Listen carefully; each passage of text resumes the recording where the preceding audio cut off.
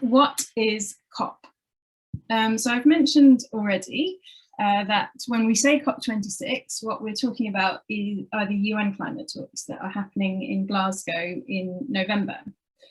COP is actually Conference of the Parties, that's what the acronym stands for, and it's the decision-making body of the United Nations Framework Convention on Climate Change, which is known as the UNFCCC. The role of the UNFCCC is to prevent dangerous climate change, and it normally meets every year, has done since 1995, but last year was postponed due to the pandemic. COP21 in 2015 resulted in what was known as the Paris Agreement, and you may have heard that referred to quite often as kind of a very significant agreement for climate action. The Paris Agreement was signed by almost every country in the world, and it commits countries to keeping global temperatures rises to well below 2 degrees and to pursuing efforts to limit rises to 1.5 degrees. And the reference to 1.5 degrees was a very hard-fought victory for developing countries. So it's important to know that. And I said developing countries right now, but it's not a particularly helpful or accurate term. That said, it has a specific meaning in the context of the UNFCCC because of the concept of common but differentiated responsibilities, which is part of the convention. And that means that all countries have an obligation to address climate change, but that so-called developed or industrialized countries have a greater responsibility because they've contributed more to the problem. Parties group themselves at COP into negotiating blocs, which generally take shared positions. There is a major split between industrialized and developing countries over where responsibility lies, and the approach that's most favored by industrialized countries isn't aligned with the common but differentiated responsibilities principle.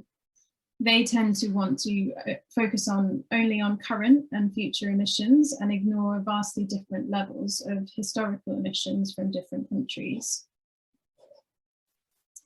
So what's being negotiated at COP26?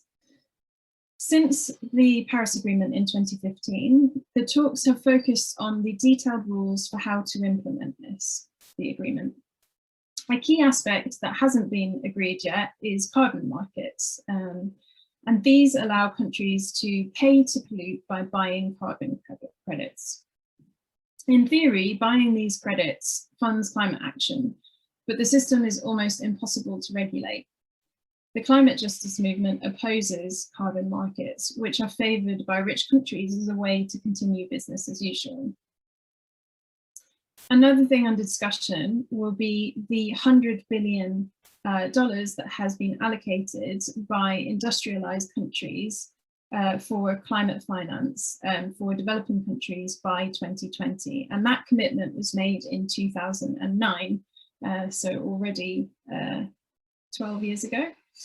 At COP26, they will discuss whether or not this commitment to deliver $100 billion of funding has been delivered. And much of the finance that has been provided, though, has been in the form of loans, which are problematic because they can create another flow of finance from poor countries to rich. Also up for discussion are NDCs. So under the Paris Agreement, countries had until the end of 2020, so the end of last year, to submit a nationally determined contribution, or NDC, which is a pledge to achieve a certain level of climate action. Only 45 of the 197 parties met the deadline. At COP26, parties will consider a fixed timeframe for future NDCs, 5 or 10 years. Since at present, different countries are using different timeframes in their pledges. The first week of COP will consist of largely technical negotiations that are undertaken by a team of officials, and then ministers will join COP in the second week for meetings and try to resolve the most contentious issues. And in terms of people who are activists or people who are going to Glasgow or taking action around the country, it's that middle weekend that will be quite an important weekend between the first and second weekends, second weeks of COP. So what about the UK? What have we committed to? The UK's updated nationally determined contribution commits to reducing emissions by 68% by 2030 compared to 1990 levels. This is a bigger reduction than its previous commitment of 57%. The NDC also includes other components on adaptation, but the headline figure is the 68%. In theory, it's one of the strongest commitments in the world, but it's far from clear how it will be achieved. Recent announcements on road building, cutting air passenger duty, and awarding new oil and gas licenses indicate that the UK may still be heading in the wrong direction. The Committee on Climate Change has also urged the UK government not to use carbon credits to meet its NDC. And it's agreed to this, but it's not formally ruled it out in its submission to the UNFCCC. The government's narrative on climate is very much about the target of net zero by 2050. So we just want to dive into that a little bit more and try to unpack what that means. The net zero by 2050 narrative is problematic for a few different reasons. Firstly, reaching zero emissions globally by 2050 gives us only a 50% chance of remaining within 1.5 degrees of warming. The UK, as a rich country which has built its wealth on fossil fuel energy, needs to move much faster than this. The long-term horizon also allows politicians to delay action. Secondly, the net in net zero is being used as a kind of loophole. The term net zero comes from the view that whatever action we take, there will be some residual emissions which we need to deal with by removing carbon from the atmosphere. The safest and most reliable way to do this is by protecting forests and other natural carbon sinks, but their capacity is still very limited.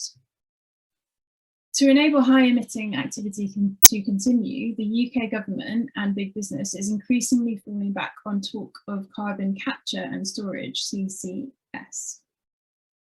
Capturing carbon as it's burned and storing it underground. Scientists who've researched these technologies, though, have generally seen them as a possible last resort, but the way that they're increasingly being factored into emissions reductions plans is problematic, especially as they've been unproven at scale. In the way that these technologies are currently being talked about, they are effectively little more than carbon unicorns, a convenient fantasy. Finally, the net zero by 2050 story the government is telling presents the climate crisis as a problem of technology with no reference to people or economic and political systems. And this is at odds with our analysis at Quakers in Britain, which sees the crisis as a fundamentally a matter of justice and as an outcome of our exploitative, stumbling over my words today, exploitative global economic system. So,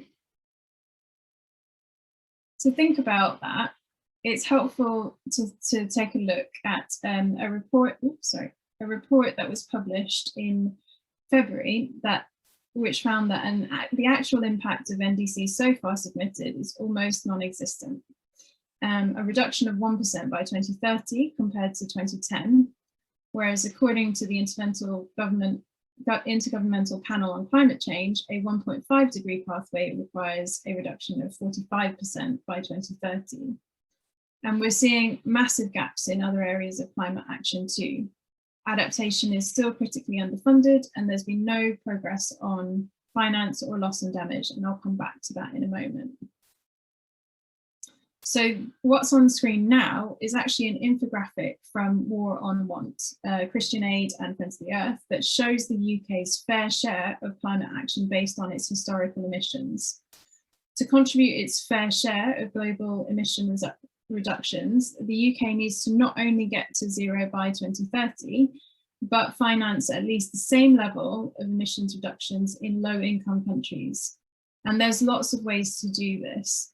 And we'll put the link to the full infographic in the chat for you, so you can see that later on. We have two policy priorities in our team, the first of which is ending fossil fuel subsidies, and the second of which is loss and damage, which I'll come to in a moment. But on ending fossil fuel subsidies, the government is currently still subsidising fossil fuels, and that's money that's going into further destruction rather than a green and just recovery. The UK claims it has no fossil fuel subsidies, but international studies consistently find that it does. And its transparency on the issue is the worst in the G7 countries. So we've just had the G7 summit in Cornwall, and that's a bloc of 7 of the most wealthy industrialized countries in the world. So what we are calling for are 3 things. First, that the UK government should immediately and comprehensively implement its proposed ban on funding fossil fuel projects through export finance or the aid budget. And this is something it committed to do in December, thanks to campaigners' efforts, but we are still very much waiting for the details of that. Second, we want the UK government to commit to undergoing a peer review of its financial support for fossil fuels. And finally, we want the government to end tax relief for oil and gas extraction. Then in terms of our second policy priority, it's loss and damage finance.